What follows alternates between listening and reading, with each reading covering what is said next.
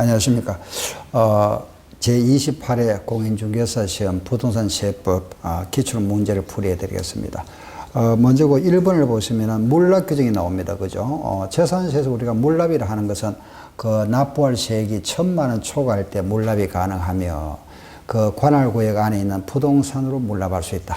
물론 또 만약에 그 관할구청으로 구시군으로부터 불허 통지를 받은 경우는 다른 부동산, 관할구역 안에 있는 다른 부동산으로 재신청할 수 있다. 또 물납 부동산의 평가 기준이 있죠. 물납 부동산은 시가로 한다. 근데 이때 시가로 하는 것은 시가 표준액을 말한다. 즉 말해서 토지는 개별 공시지가, 주택은 개별 주택가격 또는 공동주택은 공동주택가격, 건물은 시가 표준액을 말한다. 그 정도를 이해하시고 그 물납에 관한 규정을 보도록 하겠습니다. 1번 한번 보세요.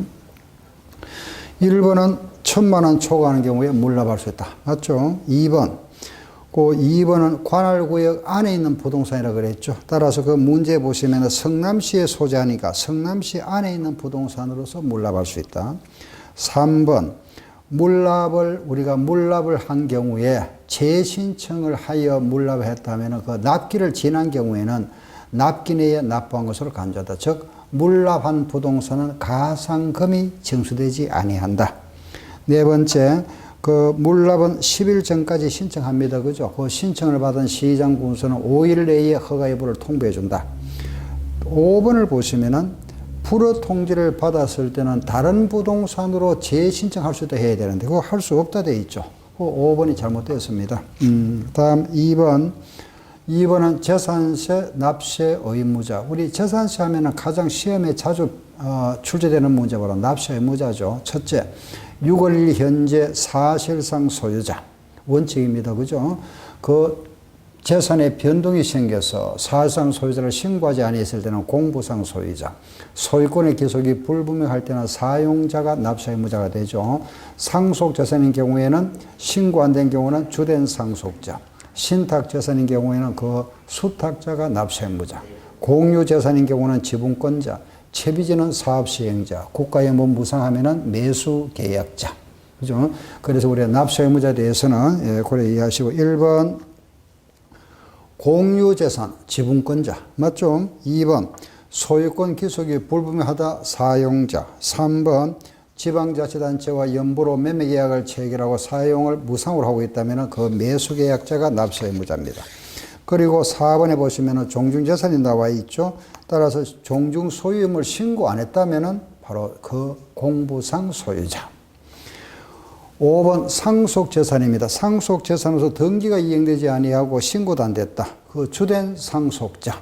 잘못됐네. 그죠? 공동상속인 각자. 잘못됐죠? 3번 종합부동산세에 대한 설명입니다. 1번 종합부동산세는 부가징수가 원칙이다. 고지서 발부가 원칙이죠. 단 예외적으로 납세 의무자가 신고 납부도 할 수 있다 그랬죠.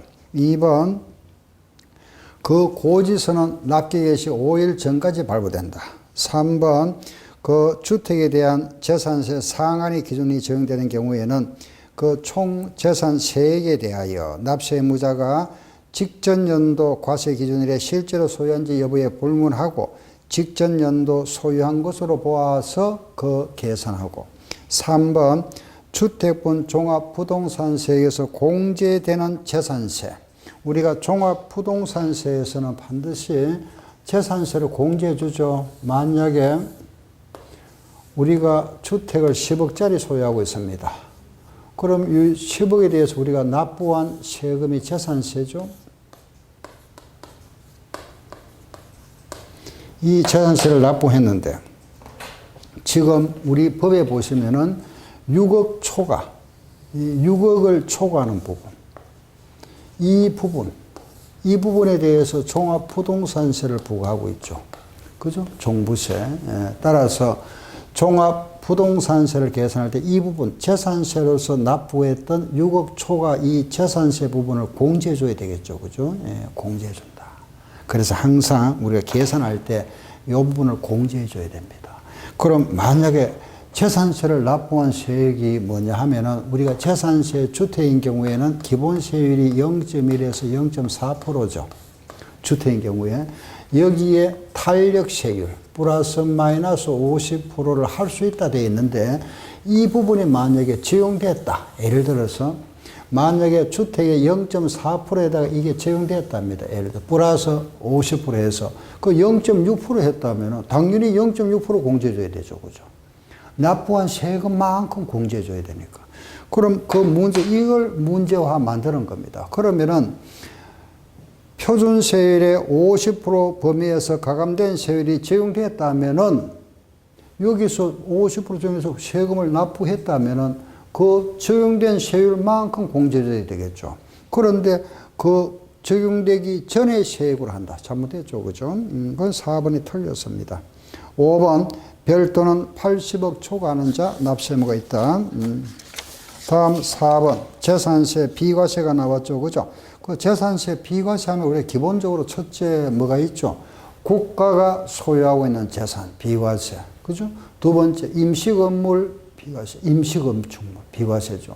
세 번째 선박, 소형 선박이나 공인용 선박이 있죠. 이런 선박, 우리가 구조선이라든지 소방서이라든지 전마선 이런 거는 과세하지 않는다. 네 번째, 철거 명령 받은 건축물 과세 안 한다. 그죠? 그런데 만약 이런 건물을 우리가 철거, 금년 중에 철거하기 예정되어 있다면 이 건물에 대한 재산세를 부과하지 않겠다 그랬습니다. 그렇지만은, 자 보세요. 이 건물의 부속 토지가 있죠. 이 건물에 대한 재산세를 부과하지 않는다는 말이지. 이거는 당연히 부과해야 되죠. 그죠? 요 건물만 과세 안 하겠다 하는 거지. 그러니까 그 문제 보시면은 주택과 그 부속 토지의 대지 나왔죠. 대지는 과세한다. 주택만 철거 예정되어 있는 주택만 비과세. 요 대지는 과세 대상이죠. 따라서 2번 잘못됐습니다. 그죠? 3번. 농업용 구거, 도랑을 말하죠. 그죠? 예, 배수처리 제공하는 구거 이런 거는 비과세.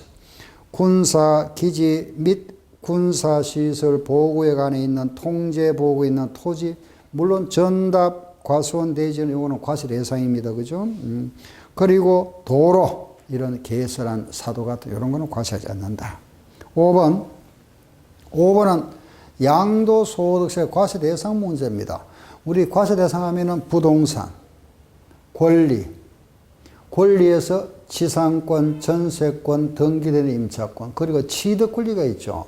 취득할 수 있는 권리 하면은 분양권, 입주권, 그죠?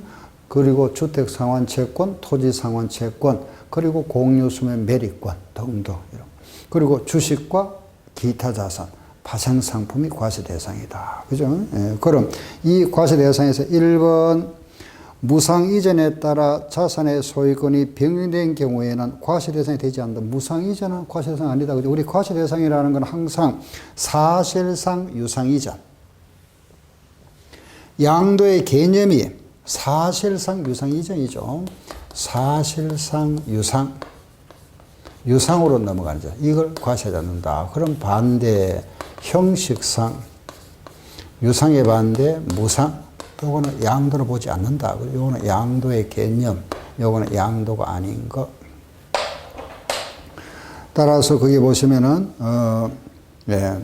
1번 무상이전은 양도가 아니다. 그죠? 두 번째 부동산, 지상권 권리. 당연히 과세 대상이 지상권 과세 대상이죠. 사업용 건물과 함께 양도하는 영업권 과세 대상이죠. 법인이 주식을 소유하는 것으로 시설물을 배타적으로 이용하게 되는 권리, 그 주식의 양도는 과세 대상이다. 그죠?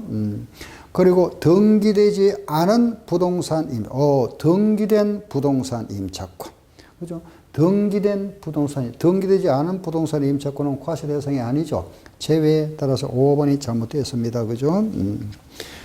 다음 6번. 그 6번 문제는 조금 어렵습니다. 그죠? 계산 문제인데, 결국은 그 문제가 양도소득세에서 양도 차익 계산 문제입니다. 그죠? 우리가 양도 차익이라 하는 것은 양도 가액에서 필요경비를 뺀 거죠. 즉 말해서 취득 가액을 빼고 그리고 자본적 지출도 빼고 양도비도 뺀 거. 이 차감한 잔액을 우리는 양도 차익이라 하죠. 이거 한번 구해보세요. 이렇습니다. 그죠? 양도 차익 문제. 그런데 이 문제에서는 조금 문제가 어려운 게 왜냐하면은 환산해야 되죠. 그 실거래가액이 확인 불가능되어 있습니다. 그럼 기준시가가 주어졌죠. 기준시가로 환산한다. 그죠? 또 하나 조심할 거. 두 가지입니다. 여기서는 환산가액을 결정해야 되고 우리가 1세대 1주택인데 이거는 10억이니까 9억이 넘었습니다. 고가주택이죠. 고가주택인 경우는 9억 초과분을 과세한다. 기억납니까? 자, 이거 보세요. 만약에 8억에 취득했다가 12억에 팔았다. 9억이 넘었죠. 1세대가 1주택 2년 보유했다. 그럼 이 차익이 우리가 4억이지만은 이게 지금 1세대 1주택 2년 보유하면 비과세 기준에 들어가지만은 12억이 되어버렸습니다. 그죠? 9억 넘는 부분은 과세하죠. 이걸 우리는 이렇게 계산합니다. 양도가액 12억 분의 12억 마이너스 9억 만큼. 9억 초과분을 과세한다. 그죠? 12억 분의 12억 마이너스 9억. 12분의 3, 4분의 1이니까 1억. 이걸 과세한다. 이거죠. 그죠? 예, 아시겠죠? 1억. 예, 그래서 지금 이 문제가 10억짜리니까 뒤에 가서 이 부분이 다시 들어가야 된다 하는 걸 기억하셔야 됩니다. 그럼 10억이니까, 요거 10억이니까 10억 분의 10억 마이너스 9억. 아셨죠? 예, 일단 계산하면 그래 해야 된다 하는 거 아시고, 하나 더 보세요. 거기에 보시니까, 양도가액은 10억, 이 취득가액을 알 수 없죠? 그런데 기준시가가 주어졌죠. 그죠? 이 양도시의 기준시가가 5억이다. 그리고 취득시의 기준시가는 3억 5천. 그죠? 이게 되죠. 그죠? 그러면 5억과 10억, 3억 5천과 얼마? 이게 얼마죠? 배죠. 배. 5억의 배잖아, 배. 이거 배 얼마? 7억. 아셨죠? 이렇게 환산한다, 환산. 이렇게 해도 되고, 그렇지 않으면은 5억과 3억 5천은 70%죠. 10억에 70%니까 7억. 이렇게 해도 되고. 아셨죠? 이때 이 필요경비, 기타 필요경비 있죠? 자본적 지출과 양도비는 이 부분은 우리가 필요경비 계산공제다. 그죠? 필요경비 계산공제는 부동산은 3%, 지전 등이면 7%, 나머지는 1%죠. 그러면 3%. 기준시가의 3%. 기준시가의 3%. 취득시 이 금액 아니고 기준시가의 3%. 이 기준시가 얼마? 이거잖아요. 이겁니다. 이거의 3%. 아셨죠? 기준시가의 3%다. 그러면 3억 5천의 3%니까 1,050만 원. 이렇게 되죠. 예. 아시겠죠? 그런데 여기서 또 끝나는 게 아니죠. 여기까지만 해도 쉬운 문제가 아닌데 이 부분을 또 해줘야 돼, 이 부분. 왜? 이게 10억이 넘었으니까. 그죠? 그래서 이 문제가 좀 어렵다. 그죠? 그럼 여기다가 이 금액에다가, 그죠? 곱하기 이렇게 해야죠. 10억 분의 10억 마이너스 9억. 이 부분. 10분의 1만 과세한다. 이렇게. 문제가 상당히 어려웠습니다. 그죠? 두 군데 함정이 있었습니다. 필요경비 계산 공제. 환산가액을 적용했을 때 필요경비 계산 공제 부분하고 이게 9억이 넘었으니까 이 부분하고. 아셨죠? 그래, 이 부분 아마 파트별로는 다 여러분들 공부하셨을 겁니다. 요걸 묶어놨으니까, 두 가지를 한 번에 묶어놨으니까 좀 어려웠죠. 그죠? 그래서 이렇게 계산하면은 2,895만 원이 나오겠네요. 그죠? 예. 계산은 생략하겠습니다. 답은 요겁니다. 3번. 다음 7번. 양도에 해당하는, 방금 했죠. 그죠? 양도라는 거는 사실상 유상 이전이라고 그랬죠. 1번. 환지는 양도 아닙니다. 제외. 부담부 정리에서 그 채무가 양도죠. 채무를 제외한 부분은 정리가 되어버립니다. 그죠? 채무 부담한 부분은 양도가 되지만은 나머지는 정리가 되죠. 그 3번은 양도담보계획은 양도가 아니죠. 아닌데 채무를 이행을 못했습니다. 채무 불이행으로 소유권이 넘어갔다. 그거는 양도죠. 당연히 자산이 변제에 충당되었다. 양도. 정답 3번. 매매 원인 무효의 소요의 판결에 의해서 소유권이 환원되는 경우에 이건 양도로 보지 않는다. 본인 소유의 자산을 경매로 자기가 다시 취득한 거. 이걸 내 걸 내가 다시 취득했는데 이걸 양도로 보면 안 되겠죠. 그죠? 다음 8번. 양도 소득에 대한 설명으로 틀린 문제. 이 문제 좀 어려웠습니다. 그죠? 대체로 28회 우리 부동산 세법 문제가 조금 난이도가 좀 높았습니다. 그래서 상당히 조금 공부를 조금 힘들게 하신 분들은 어느 정도 좀 이래 한 10개 이상, 12개 정도 맞춰져 있었는데 좀 어려웠죠. 하여튼 문제가. 8번 문제도 쉬운 문제는 아닙니다. 아시죠? 답은 쉽게 찾을 수 있는데 하나하나 그 틀린 거 찾아보세요 했죠. 그죠? 이게 맞는지 틀린지 가린 이제 하는 이렇게 하나하나 차례대로 우리 찾아내기가 쉽지 않습니다. 그죠? 1번 한번 보세요. 1번은 쉽습니다. 같은 해 여러 개 자산을 양도한 경우에 기본 공제는 차례대로 해야 되죠. 순서대로 한다. 그건 뭐 당연한 이야기고. 두 번째, 미등기 자산은 장기 보유 특별 공제를 공제 안 한다. 맞죠? 그죠? 3번, 이월과세를, 이월과세 아시죠? 그죠? 우리가 정려를 하고, 갑이라는 사람이 을한테 정려를 하고, 이 정려받은 을이 병에게 이걸 양도 팔았다. 갑이 을한테 정려를 하고, 이 을이 병한테 팔았을 경우에 이 기간이 우리 법에서는 5년이 지나야 되죠. 이게 5년이 만약에 안 되면은 이걸 인정 안 한다 그랬죠. 이 사람이 이렇게 병에게 직접 양도한 것으로 간주한다. 이걸 우리는 이월과세라 합니다. 그죠? 그래서 5년이 안 됐다 이 말이겠죠. 그죠? 이월과세를 적용받는 경우에 장기보유 특별공제는 이 기간이죠. 이 사람이 취득한 날로부터 이 사람 이름이 뭐죠? 정려자. 그죠? 근데 그거 보니까 정려자가 자산을 취득한 날로부터 맞네. 그죠? 맞습니다. 다음 4번은 3억짜리를 5억에 팔았다. 우리가 이렇게 특수관계자 사이에 3억짜리를 5억에 팔았다. 낮게 팔 수 있겠죠. 그죠? 또는 이렇게 다운 또는 업 계산할 수 있습니다. 이럴 경우에 우리 법에서 인정하는 그 범위가 있죠. 이게 이제 그 범위를 초과하면 부당해가 되어버립니다. 그죠? 그럼 요 차이가 얼마죠? 2억이죠. 우리는 법을 알고 있어야 되잖아. 그죠? 이게 이제 부당해가 되느냐, 안 되느냐. 이 차액 2억이 부당해가 되느냐, 안 되느냐 하는 기준이 있죠. 차액이 3억을 넘으면 안 된다 그랬습니다. 그죠? 3억을 초과하거나 그 시가의 5% 이상이면 인정 안 한다 그랬죠. 이게 정상적인 시가죠. 이 금액이 우리가 신고가액이죠. 내가 실제 가액이 3억짜리를 5억에 팔았다 이렇게 신고한 겁니다. 그러면은 우리 법상에서 인정하는 범위가 차액이 3억이 넘으면 안 된다. 5% 넘으면 안 된다 그랬죠. 그죠? 근데 보세요. 2억이니까 3억은 안 되죠. 통과. 5%. 3억에 5%면 1,500만 원 넘어버렸네. 그럼 이거는 인정 못 받는다. 그죠? 그럼 이거 인정 안 해주겠다 이겁니다. 얼마로 계산할까요? 3억으로 계산하겠다. 요게 우리가 불법 행위인지 아닌지 판단 기준이다. 법상 부당행위라 그러죠. 그죠? 3억 또는 5%. 그럼 4번에 A 법인이 3억짜리를 5억에 양도했다 하더라도 이 5억을 인정 안 하고 3억으로 계산한다. 맞죠? 그리고 5번에 보면은 실거래가를 인정 또는 확인할 수 없는 경우에 추이 계산한다. 그죠?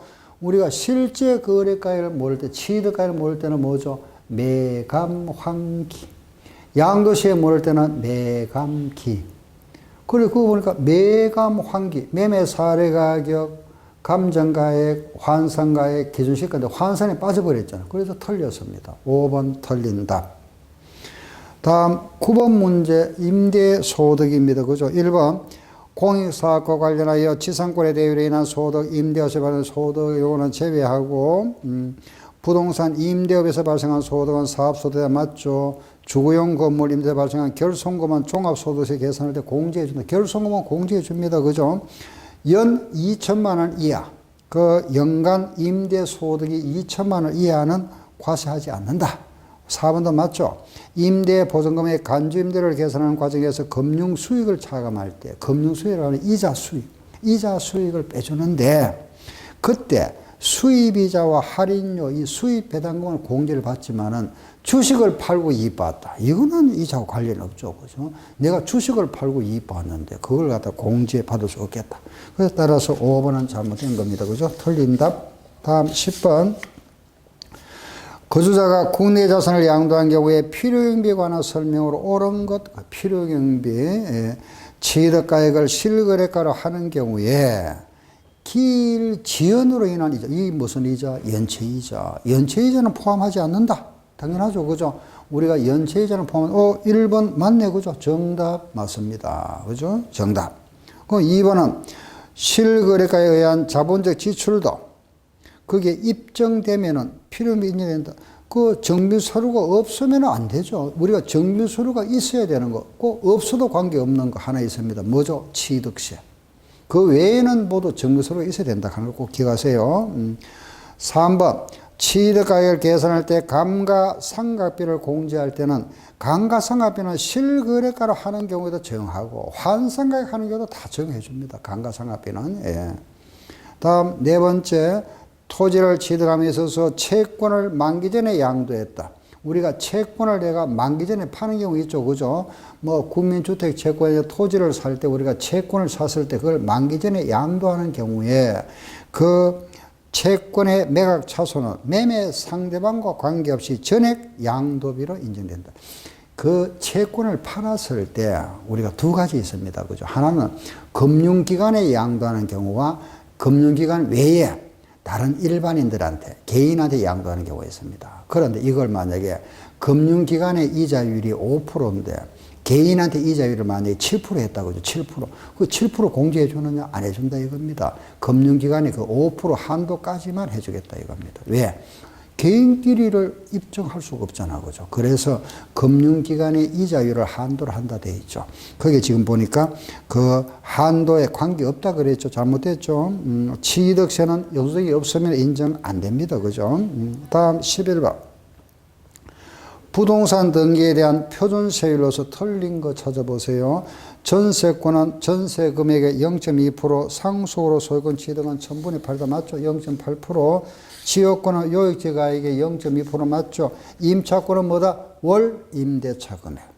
이런 거 가장 기본적인 문제죠. 그죠? 임차권은 월 임대차 금액의 0.2%. 잘못됐네. 그죠? 저당권은 채권 금액의 0.2%고 12번 취득 시기다. 취득했다. 우리가 취득세는 취득일로부터 60일 내에 세금 내야 되죠. 이 취득일을 언제로 하느냐? 그죠?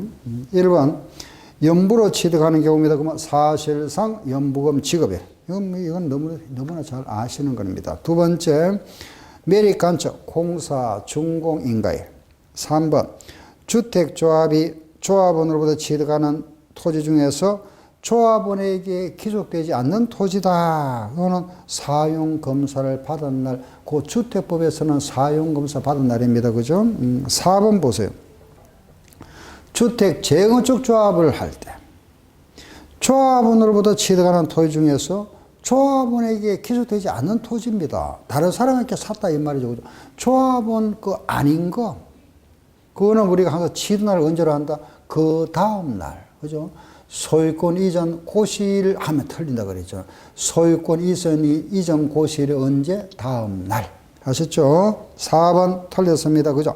지목 변경한 사실상 변경일과 공부상 변경 중에서 빠른 날. 13번.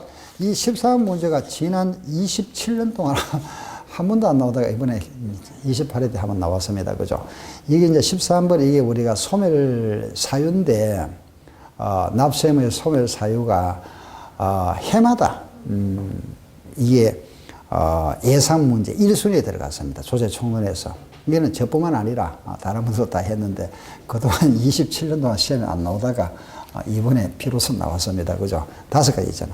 납부, 충당, 부가의 취소, 제척기간 만료, 소멸시효 완성. 5가지, 그죠? 근데 이걸 많이 외워왔죠, 그죠? 납부, 충당, 부가의 취소, 제척기간 만료, 소멸시효 완성. 3개입니다. 여기서는, 그죠? 묶어져 있으니까 기억, 니은, 리얼. 14번. 등록세 원래 이제 등록 면허세는 보통 이제 한 문제가 나올 때도 있고 안 나올 때가 있는데 이번에는 2문제가 나왔습니다. 그죠? 예. 그 등록세 하나는 쉽죠. 아까 나왔었죠. 그죠? 예. 그거는 하나는 쉬운 문제였는데, 예. 아까 왜 임차권이 나왔잖아. 그죠? 임차권은, 보증금이 아니고 월 임대차 금액. 거기에 한 문제 나오고. 오늘 이 또 한 문제, 이 2문제가 나오는데 이 2번째 요 문제 좀 어려웠습니다. 답 찾기가. 왜 그러나 하면 좀 구석진데 있는 문제죠. 그죠?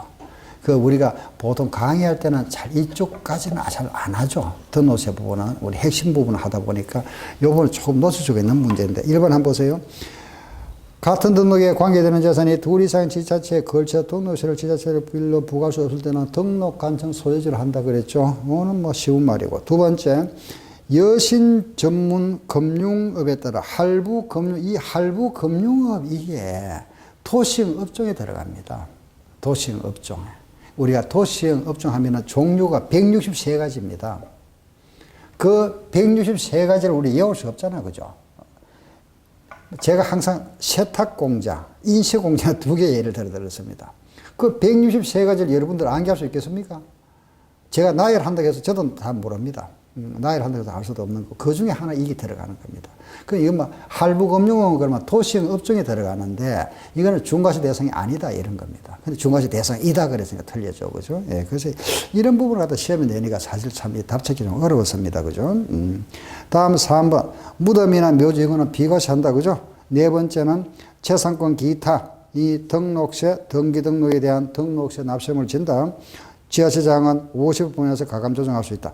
그런데 이 2번이 우리가 답 찾기가 좀 어려웠지만은 나머지 보면은 다 아는 내용들이니까, 그죠? 예, 여기서 답을 이렇게 해서 우리 답을 찾아야 되겠다. 그죠? 15번. 취득세에서 잘못된 거 1번. 지방자치단체의 기부 체납 조건으로 부동산을 취득하는 경우에 그 반대 급부로 대가를 받았다 이 말입니다. 대가로 그 기부 체납 대상물에 대한 어떤 사용권을 받았다면, 그 대가를 받았다면 당연히 세금 부과해야 되죠. 그죠? 대가성이 있으니까. 무상이 아니고 대가가 있었다. 그죠? 기부 체납 조건에.